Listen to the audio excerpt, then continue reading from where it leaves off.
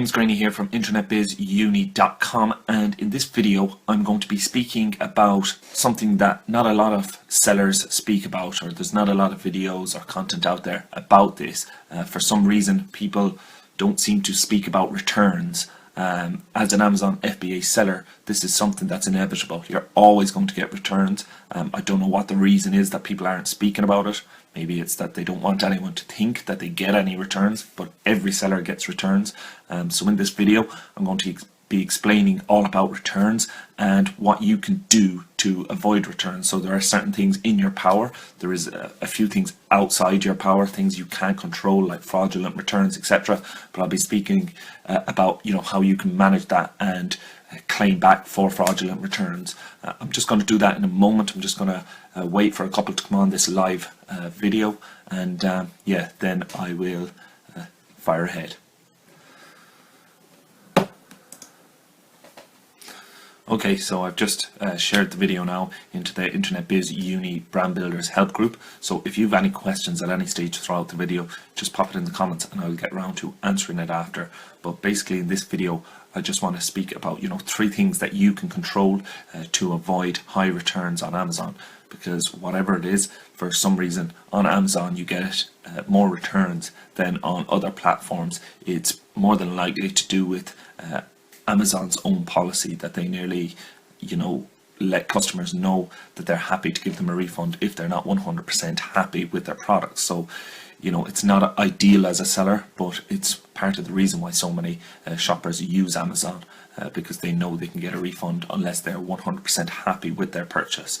But so 3 things that you can do, that are in your control to help avoid having a high return rate. Number 1 is the market that you sell in. So this is extremely important. And when you're looking for products to start your private label brand, or maybe you have products and you're looking to expand your range, then what do you want to look for to ensure that you're not going into a market that has a really high return rate. And 2 of the markets that I have sold in, I'm just going to go on my experience, but 2 of the markets that I have sold in that have extremely high return rates are electronics. For some reason, electronic products just get returned a lot more often than ordinary products, and any product with sizes.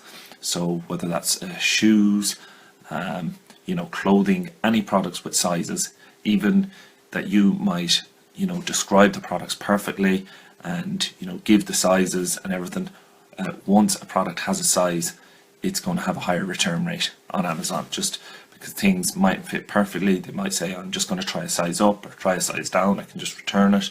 And so there are 2 markets that I've sold in that I would say you can go ahead and sell in these markets. I wouldn't avoid them because of this, but just be aware before you start selling in it that you're going to have a higher return rate than if you're in another market, if you're selling products with different sizes or electronic products. Number 2 is just to obviously have good quality products. So as private label sellers, you outsource your manufacturing, so you don't have full control over what goes on in the manufacturing plant. Some plants that I've worked with have been really consistent, really always produced good quality goods, have really low return rate with them. Other plants that I've used, they've gave me great samples. Some of the products have been really good, but other of the products I've received back, they've just been not great. They've been just not manufactured well. There's been simple errors. There can be stitching problems in clothing items, zips that break on other products, plastic that's weak, that the glue hasn't been stuck properly, or it's not strong enough. Just all these type of problems that arise when you're selling high volume of goods. All these problems arise, so it's really important to find yourself good manufacturers. Keep using the manufacturers that have proven themselves to you time and time again. And when you're first going out there, first finding manufacturers, just get lots of samples. Get samples off different manufacturers, and that will tell you which ones are good, which ones are not. You can compare their samples with each other, and that's the best way that you can find yourself a good manufacturer. Also, when you're on Alibaba, make sure that they've been selling on Alibaba for a while. So if a company's been only selling there for a year or so, they may give you a good sample, but this mightn't even be from their plant. So if you go from a company that have been selling on Alibaba for 5+ years, chances are that they're a good manufacturer. If they've been there that long, you know, and they're a reputable seller, they're not going to want to lose their Alibaba account by giving you, you know, poor quality products. So getting samples off these factories, off as many of them as you can, comparing them with each other, picking the best one, and, you know, just keep using the same suppliers down the line, build a good relationship with them, and that's the best way to, you know, have good quality products when you're outsourcing your manufacturing using private label, etc. And number 3 is the way you describe the products. So you're listing everything from your images to your title to your description to your bullet points. Everything should describe the product that you actually have. There's some products that have amazing imagery. I've purchased these products and they've been really poor. You know, they've been nothing like the images, and that is just going to skyrocket their return as soon as a customer receives this. An image is the most important part when you're describing your product. A lot of customers just look at the image and say, I want what's in that image, purchase it. And if your product isn't identical to what's in your image, so it's important to have really good images, but it must accurately describe your product, show your product exactly how it is, not a perfect sample and then the rest of your product's crap.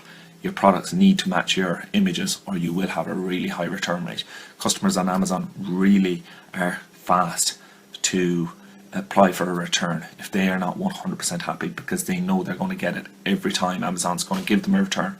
So it's up to you as a seller to reduce the chances. What are they, you know, what's going to make them file for a return? If they are 100% happy with their product, there's very little chance of them applying for a return.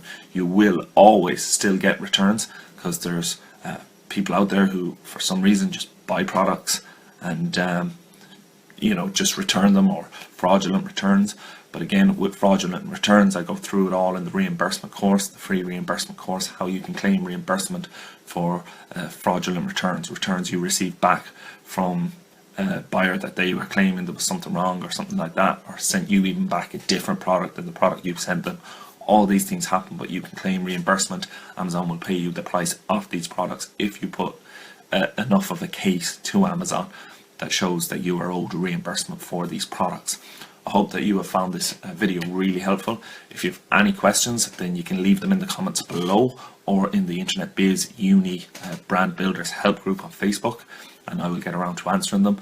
I'm going to link up a blog post, because that's what I'm currently writing at the moment, is a blog post about returns and how you can you know, do more to avoid returns, and how you can check your returns and different things like that.